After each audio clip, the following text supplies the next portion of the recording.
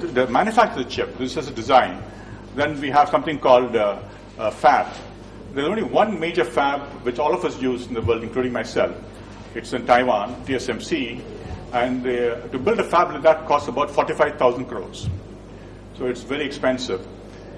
If we want to build boxes like base station radio boxes, which goes on towers, we might see them on the roads, it costs about $200-300 million to build those boxes, design requirements. Certainly manufacturing may be much lower. It may turn out that once you have the chips, putting things together is not very, very difficult. It's smaller investments. So India has a little presence in manufacturing of phones, maybe very minor presence in manufacturing of boxes, but nothing in ASICs and nothing certainly in fabs. So basically I would claim that everything in India is imported. And so that is a point to think about. So there's virtually zero ownership of Indian-owned companies in telecom. And that's true also for commercial jets. We all fly in Airbuses and Boeings. Nothing is made in India. I think we have a better picture in pharmaceuticals. We are a pretty major manufacturer of pharmaceuticals. I think we do well there. Of course, in fundamental drug discovery, it's difficult to do in India again because the investments are very high. So if you look at high technology, which is whether it's commercial jets, I'm talking about not defense, but commercial jets, telecom networks, new chemicals for pharmaceuticals, or perhaps in precision machines like MRI, India is largely a non-player. And of course, one can argue that we're still developing, but I went to Stanford in 1991. For the first few years, I was heavily involved with China. I was involved with the Standard for China. I used to go there many times. Initially, my reaction was China was behind India, what I saw in India in 1990 and what I saw in China. But today, China has a very strong civil jet program. They already manufacture medium-range jets, and they want to do a long-range jet by another 2 years' time. They're very strong in telecom. In fact, about one-third of the networks in India are from Chinese companies, Huawei and ZTE. And they're moving very fast. So, we have the same capability as them. And so I've been talking to the government often, and hopefully we'll have some effect that we have to do something about changing the nature of where we are going and try and get some ownership of high technology. So I think mobile growth we know about. And this is the last thing about broadband. This is going to happen in India very soon. Of course, everything will be imported, but nevertheless, the government has given spectrum, and Reliance Industries and I think Airtel and Aircel will roll out networks. And it'll be a very big effect because the internet, I keep saying, will be the virtual infrastructure of our country. Now, we do have improving our roads, we're improving our railways, but still, it's not easy to take it to world class like the West. But we have internet, I think, in everybody's hands. We can stop. It'll become very helpful to overcome our infrastructural problems. So we don't have to, we don't have to travel many places. We can do a lot of things on the phone. And the idea is to get very low cost, less than 2,500 rupees, internet devices. And I hope that in particular in Tamil Nadu, we are very educated, we are very modern thinking people, we should get internet quickly, and the government, I think, should request the carriers to roll it out very quickly. And I think the bigger picture I want to say is that we should take some initiative in Tamil Nadu to build some industry in this area. Particularly, it turns out in wireless chip design, I have a company which does that. We are worldwide, but we have a group of 120 in Bangalore. It's all mathematics. You can't manufacture chips, but design is all heavy mathematics.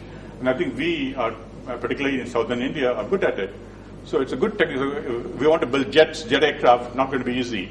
But telecom, I think we can do, and we must do things faster. With that, I think thank you very much. So the final picture is, we have transformed India. So I think it went from Mahatma Gandhi to cell phones, and very soon we will have broadband. And I think it'll be a big technology. But the picture, of course, is excellent services, but very little technology. Thank you. The hazardous is there in the mobile usage. What is the outcome of this? A lot of research has been done. But what is the outcome of it? So there's always been worry whether cell phones are damaging to the health. And there have been many studies. And I would say a predominant number of studies, obviously in the West they're very careful, is that it is safe. They have not been able to find any linkage to cancer. But occasionally you find some professor claiming that he's found some problems. So I would say it's not completely established as totally safe. So I think being cautious is worthwhile. The big question is, can we find technologies to protect us? For example, using headsets and all that, you can do something about it. So I do think that we must be a little careful using cell phones. But a lot of studies have been done so far, and when you build a phone, there are very strict certification done by the U.S. government. I go through that, where they measure lots of things to make sure that it's safe. But one never knows if this is 100% safe. பேராசிரியர் ஆரோக்கியசாமி கால்ராஜ் அவர்களுக்கும் மற்றும் இந்த அமர்வில் பேசிய அனைவருக்கும் மிக்க நன்றி. இந்த அமர்வு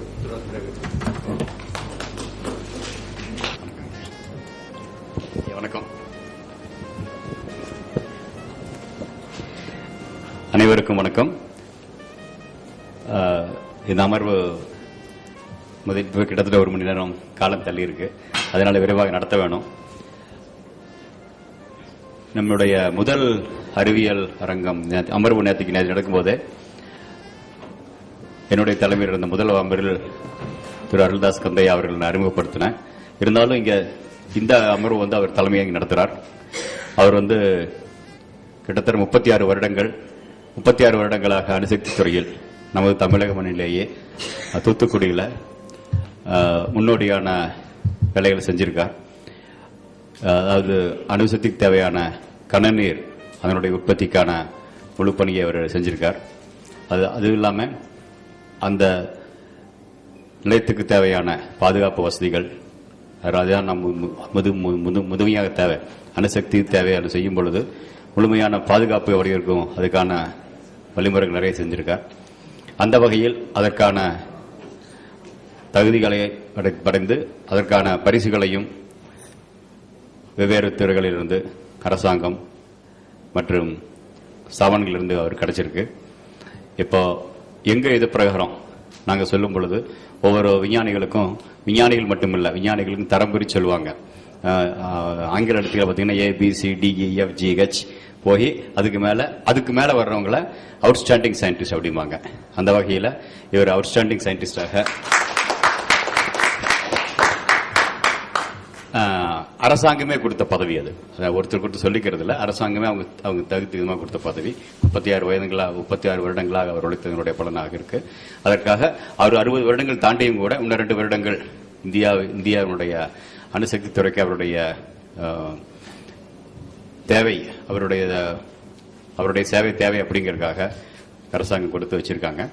அந்த வகையில் அவர் எங்க கூட சேர்ந்து நேற்றுக்கு சில பேர் சொன்னாங்க மும்மூர்த்திகள் அப்படின்ட்டு, அணுசக்தி, விண்வெளி அண்ட் பாதுகாப்பு துறையில் இருக்க அவர் சிவதான பிள்ளை 3 பேர் சேர்ந்து ஒரு அறிவியல் அரங்கம் நடத்தினோம். இப்போ இந்த அறிவியல் அரங்கத்துக்கு அவர் தலைவராக இருந்து நடத்துக்குமாறு கேட்டுக்கொள்கிறேன். இங்கு குழுமிருக்கும் உங்கள் அனைவருக்கும் எனது வாழ்த்துக்களை நான் தெரிவித்துக் கொள்கிறேன். இதுவரை பல தமிழ் விஞ்ஞானிகள், கல்வியாளர்கள் மற்றும் தமிழறிஞர்கள் மொத்தமாக கூற வேண்டும் என்றால் தமிழ் அறிவாளிகள் நம்மோடு பல தலைப்புகள் மூலமாக நம்மோடு உரையாடினார்கள். அவர்கள் சமுதாயத்திற்கு செய்த தொண்டினையும் பணியையும் குறிப்பாக தமிழ் அருமையாக நம்மோடு உரையாடி கொண்டிருக்கின்றார்கள். அவர்களுடைய தொண்டு தொடர வேண்டும். அவர்கள் மூலமாக தமிழ் இந்த உலகம் முழுவதும் பரவ வேண்டும் என்று நாங்கள் வாழ்த்துகின்றோம். இந்த அரங்கத்திலே நாம் 4 உரையாற்ற இருக்கின்றார்கள். நேரம் சிறிது குறைவாக இருக்கின்றதனால் நான் அவர்களை கேட்டுக்கொள்வது என்னவென்றால் குறைந்தது